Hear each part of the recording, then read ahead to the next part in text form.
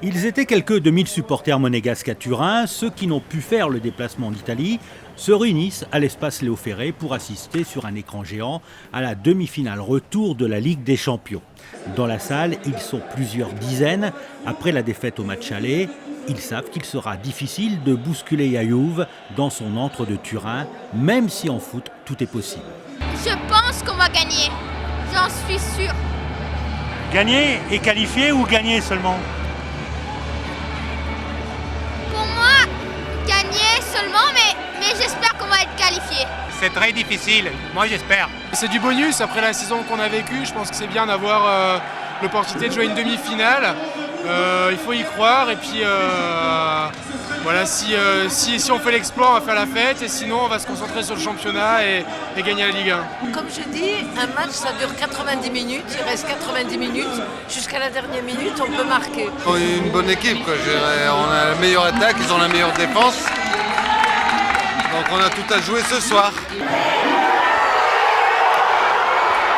Dès le début du match, les hommes de Leonardo Jardim bousculent la vieille dame et lorsque Monaco se crée des occasions nettes avec Mbappé et Falcao, les supporters sont désabusés devant ce manque de réussite.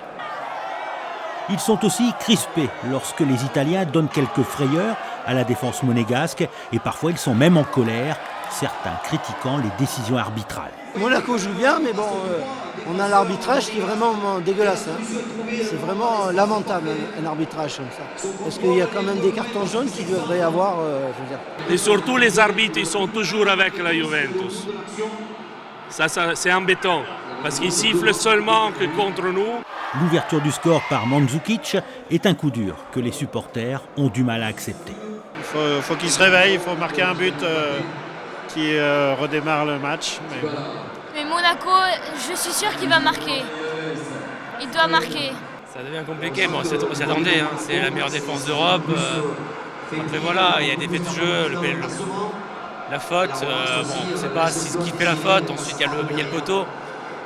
Les arrêts, voilà, après derrière c'est solide.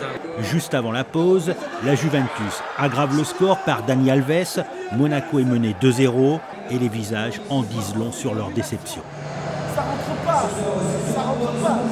Tous les matchs de Ligue des Champions, ils se sont donnés jusqu'à la fin. Donc là, on va rester avec eux jusqu'à la fin. Parce que je pense que c'est terminé, mais on va rester avec eux pour les soutenir. Je crois qu'il y a une vraie équipe très forte et que ça, c'est vraiment difficile à jouer. Vous allez rester jusqu'à la fin quand même? Mais bien sûr. Non, attends, on prend le bateau, on arrive jusqu'au port. Non. Ils sont quand même très bons tant qu'il y a Buffon dans les cages. Et puis ils ferment le jeu, c'est un mur quoi. Après, on peut toujours espérer, mais l'espoir il est mince. Là, il faudrait un miracle. Quelque chose comme ça. Une prière à Saint-Dévote. Le score à la mi-temps plombe la soirée. Plus personne ne croit au miracle. Mais les Rouges et Blancs sont solidaires avec leur équipe. Mais difficile toutefois pour eux d'apprécier le spectacle. Un frémissement survient lorsque Mbappé réduit le score. L'aventure européenne s'arrête aux portes de la finale pour l'AS Monaco, mais les supporters préfèrent rendre hommage à leur équipe. Arrivé jusque-là, Paris n'est pas arrivé, tout simplement. Donc voilà, Monaco, voilà, c'est magique. Je crois que maintenant, ce que tous les supporters de l'AS Monaco attendent, c'est que cette grande équipe qui nous a donné tellement de satisfaction en Champions League et en Championnat de France soit championne de France. Parce que voilà, il faut marquer l'histoire et pour marquer l'histoire, il faut aller chercher ce titre de champion. Et voilà, il y a 2-1, on a marqué un but contre la Juve, c'est le troisième but qu'ils prennent en Ligue des Champions cette année, c'est énorme quand même. Et fier de Monaco et fier d'être monégasque. Cette année, je pense qu'on a regagné un public qu'on avait gagné en 2004. Il faudra juste le garder l'année prochaine, renforcer l'équipe.